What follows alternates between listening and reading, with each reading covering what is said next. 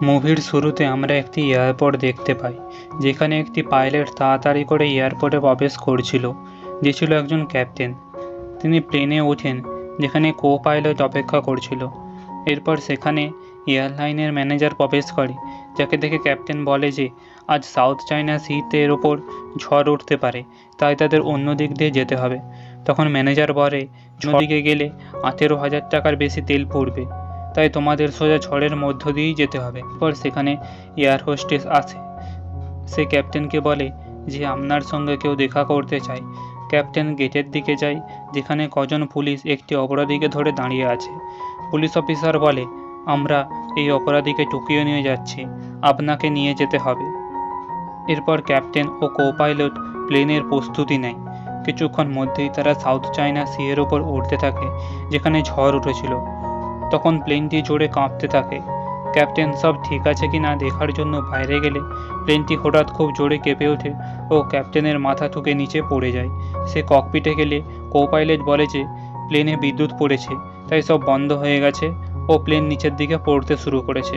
তারা নিচের লোকেদের সঙ্গে যোগাযোগ করার চেষ্টা করলে ব্যর্থ হয়।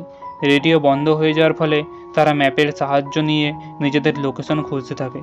তখন ক্যাপ্টেন দূরে একটি বনের মধ্যে রাস্তা দেখতে পায় ও প্লেনটিকে সেখানে নামাবে বলে ঠিক করে। যখন তারা প্লেনটিকে সেখানে নামিয়ে দেয়, তারা দেখে প্লেন থেকে আগুন বের হচ্ছে, তাই তারা তাড়াতাড়ি সবাইকে নিচে নামতে বলে। অন্যদিকে আমরা নিউ ইয়র্কে কিছু লোকেদের দেখতে পাই, প্লেনটিকে খোঁজার চেষ্টা করছিল।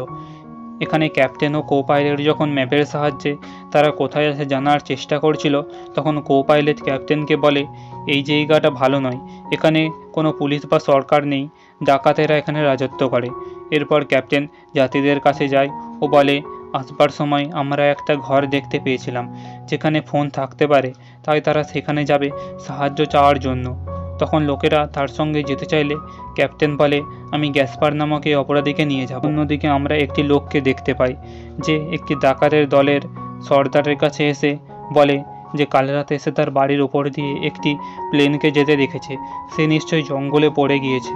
এদিকে ক্যাপ্টেন ও গ্যাসপার বনের মধ্য দিয়ে যাওয়ার সময় গ্যাসপার বলে সে একজন মিলিটারি অফিসার ছিল, কিন্তু কিছুক্ষণ পরে ক্যাপ্টেন পিছনে ফিরে দেখে গ্যাসপার পালিয়ে গেছে।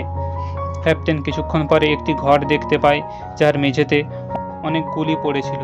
ঘরের মধ্যে ফোন খুঁজে পায়, যেটি ঠিক করে এসে সাহায্য চাইতে থাকে। সেই সময় একটি লোক পিছন থেকে তাকে মারতে থাকে। যখন অনেক চেষ্টা করে ক্যাপ্টেন তাকে মেরে ফেলে, তখন সে একটি গুলির আওয়াজ শুনতে পায় ও লুকিয়ে পড়ে। সে দেখে গ্যাসপার সেখানে ফিরে এসেছে ও তাকে বেরিয়ে আসতে বলে। এরপর তারা সেখান থেকে বন্দুক তুলে নেয় ও বাকিদের কাছে গাড়ি করে ফিরতে থাকে। অন্যদিকে আমরা ডাকাতদের দেখতে পাই, যারা সেই প্লেনটিকে খুঁজে পেয়েছিল। তারা সবাই সেটার কাছে যেতে থাকে। তারা যখন যাত্রীদের কাছে পৌঁছায়, যাত্রীরা তাদের কাছে সাহায্য চাইতে থাকে, কিন্তু তারা যখন গুলি চালায়, যাত্রীরা ভয় পেয়ে মাটিতে বসে পড়ে। তারা যখন কো পাইলটকে ক্যাপ্টেনের ব্যাপারে জিজ্ঞেস করে, সেই সময় একটি মেয়ে পালাতে চাইলে ডাকাতেরা তাকে গুলি করে মেরে ফেলে ও আরেকজনের মাথা কেটে ফেলে। বাকিদের বাসে চাপিয়ে সেখান থেকে চলে যায়।